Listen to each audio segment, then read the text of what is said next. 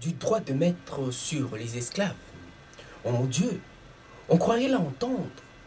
Machiavel dans l'ordre de toutes les ruptures, où on acquiert par la force des armes et du roublardisme ce que l'on ne peut avoir autrement que par la violence, des territoires et des fortunes diverses.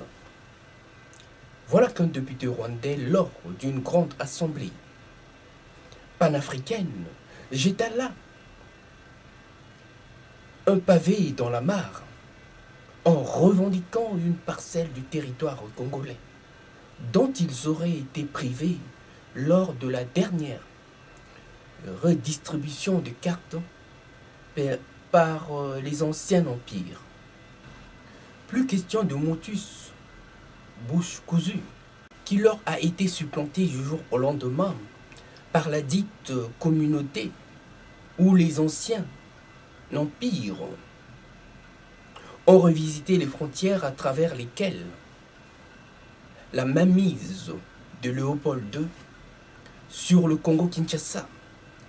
Et voilà là qu'il en est suivi quelques jours après cette révélation par un journaliste congolais, chose que le gouvernement n'avait jamais su faire jusqu'à ce jour. Voilà que l'ambassadeur rwandais, en pleine séance du Conseil de sécurité aux Nations Unies, avec une telle mais outrecuidance,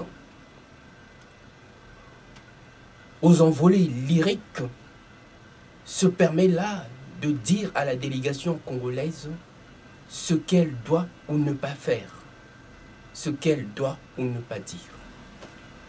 Une fois de plus, voilà là une preuve, mais tangible,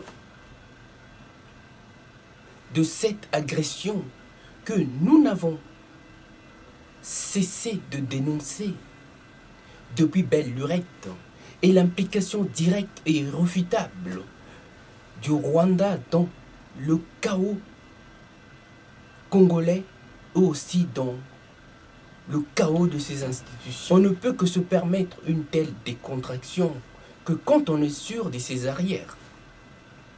Une preuve de plus que le Congo a toujours été trahi par certains de ses hommes d'État que par sa population. Loin s'en faut, le combat ne date pas que d'aujourd'hui, mais du jour où la dignité a été bafouée par ces insensés incompétents qui n'avaient du pouvoir que l'attrait de l'argent et non la préoccupation d'un peuple meurtri par un enchaînement de crises inexpliquées dont ils ne tarissent de loge simplement parce qu'ils tirent les ficelles de près comme de loin.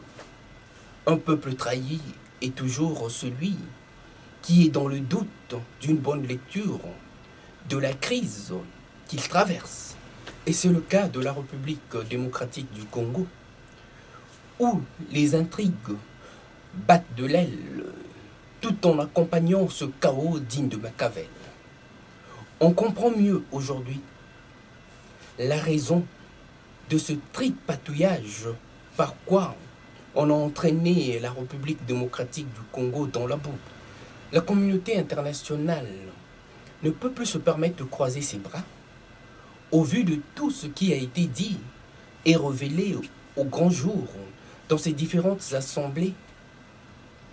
Après avoir causé tant de millions de morts sous des prétextes fallacieux, il serait temps de mettre fin à cette crise injuste qui n'aurait pas dû avoir lieu.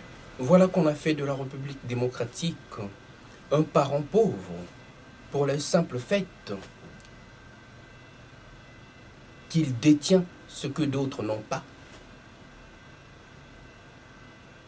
Et ses richesses ont causé sa perte. Car la République démocratique du Congo n'a jamais été un État va-t-en-guerre, mais plutôt un État uni par la profession de foi, d'où cette carapace de rhinocéros que l'ennemi n'a su la percer. Il ne faut jamais confondre l'hospitalité et la naïveté. Et nombreux sont ceux-là même, qui ont surfé là-dessus. Et pour preuve, l'unité n'a jamais été aussi forte, aussi présente qu'à ce jour, où les langues se délient.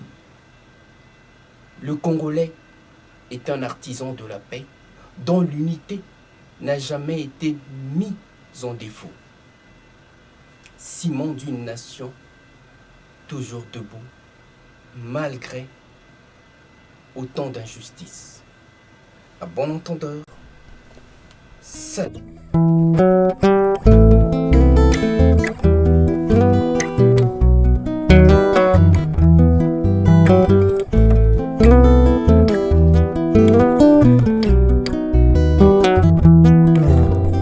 Un jour, tu t'en iras comme une voix qu'emporte le vent, comme une voix qu'emporte le vent, au-delà des mers. Un jour, tu t'en iras comme une voix qu'emporte le vent, comme une voix qu'emporte le vent, au-delà des mers.